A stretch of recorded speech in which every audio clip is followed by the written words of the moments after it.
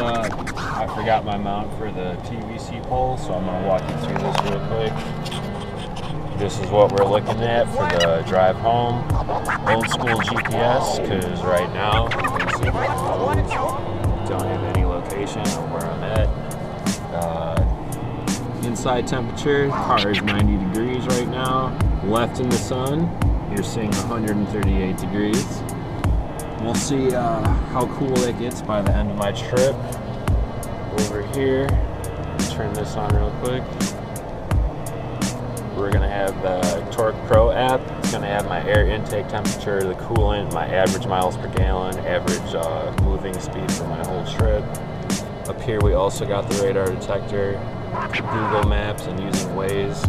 And then we got the dash cam. Just click that, back to the mirror, wave to the camera. Here we go.